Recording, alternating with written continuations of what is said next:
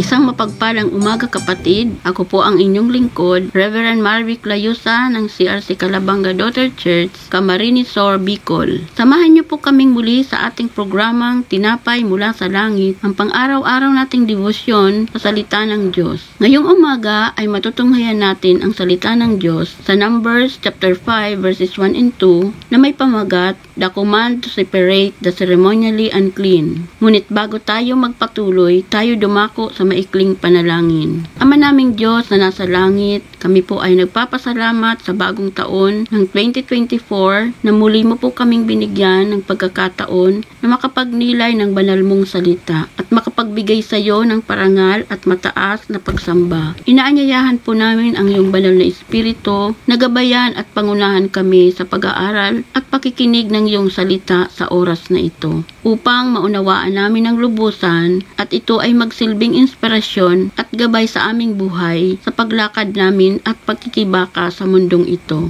Ito po ang aming dalangin sa pangalan ni Jesus na aming Diyos at tagapagligtas. Amen. Basahin po natin ang Numbers chapter 5 verses 1 and 2 sa New Living Translation. The Lord gave these instructions to Moses. Command the people of Israel to remove from the camp anyone who has a skin disease or a discharge or who has become ceremonially unclean by touching a dead person. Basahin din natin sa Tagalog Popular Version. Sinabi ni Yahweh kay Moises, ipaalis mo sa kampamento ng Israel ang lahat ng may ketong, ang mga dinudugo at ang lahat ng naging marumi ayon sa tuntunin na padaiti sa patay. Why God commanded to separate the ceremonially unclean? Sa ating mga napag-aralan sa aklat ng Levitico, ang aklat na ito ay naglalaman ng mga tuntunin sa pagsamba at mga seremonyang panrelihiyon ng Israel.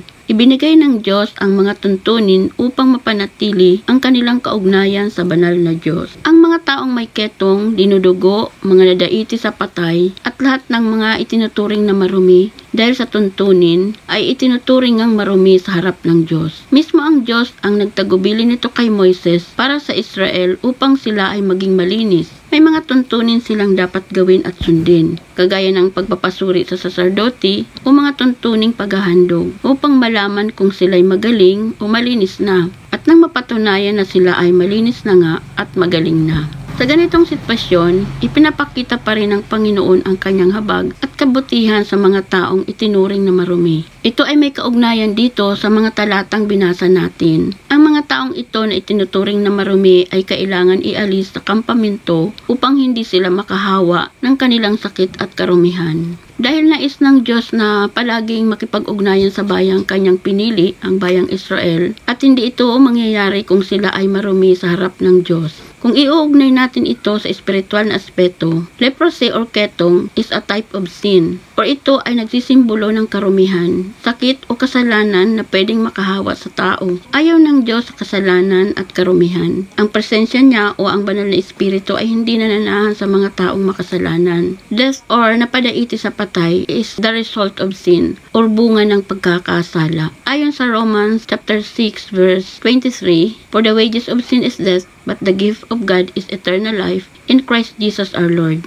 Bilang mga mananampalataya, nais ng Diyos na alisin natin at iwaksi ang mga kasalanan naghahari sa puso natin sa kampamento na kung saan naroon nananahan ang banal na espiritu. Nasasaad din sa 1 Corinto chapter 3 verse 16 to 17. Hindi ba ninyo alam na kayo templo ng Diyos at naninirahan sa inyo ang kanyang espiritu? Parurusahan ng Diyos ang magwasak ng templo niya sapagkat banal ang templo ng Diyos at kayo ang templong yan. Nilinis na ni Jesus ang ating karumihan sa pamamagitan ng paghahandog ng kanyang buhay, kaya nais niyang manatili tayong malinis sa harap ng Diyos na ating Ama. Ito ay sa pamamagitan ng ating pamumuhay na may kalinisan o kabanalan, isang bagong buhay kay Kristo. Sa ating pong conclusion, ayon sa Hebreo chapter 12 verses 1 and 2a, yamang naliligid tayo ng makapal na saksi, iwaksin natin ang kasalanan at ang anumang balakid na pumipigil sa atin, at tayo'y buong tiyagang magpatuloy sa takbuhing nasa ating harapan. Ituon natin ang ating paningin kay Jesus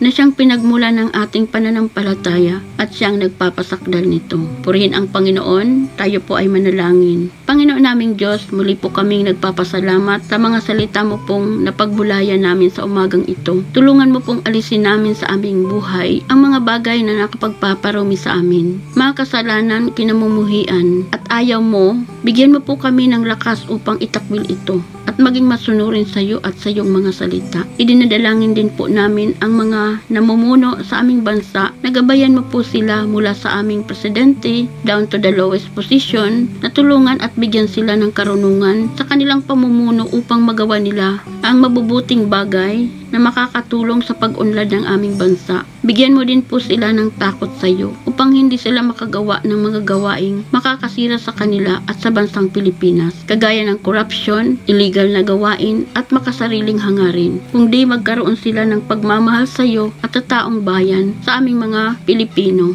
at maging tapat sila sa tungkuling kanilang sinumpaan. Pagpalain mo rin po ang lahat ng religious group sa aming bansa at sa buong mundo na kung saan ay maging instrumento ng kapayapaan at pagkakaisa, at maging masigasig din sa pagpapahayag ng Ebanghelyo para sa kaligtasan ng mga taong mapapahamak dahil sa kanilang kasalanan. Ito po ang aming dalangin sa makapangyarihang pangalan mo po, Jesus, na aming Diyos at tagapagligtas. Amen. Maraming salamat po sa inyong pakikibahagi sa aming programa. Lagi po nating pagnilayan ang salita ng Diyos mula sa ating puso dahil lubos ang magiging kaunawaan natin dito. Muli po ninyo kaming samahan bukas sa ganitong oras, alas 5:30 ng umaga, sa pagninilay ng kanyang mga salita dito sa programang Tinapay Mula sa Langit. Malaya po ninyong ishare ang video na ito upang kayo rin ay maging pagpapala sa iba. Pagpalain po tayong lahat ng ating Panginoon. Magandang umaga po sa inyong lahat. Sa Diyos ang pinakamataas na papuri.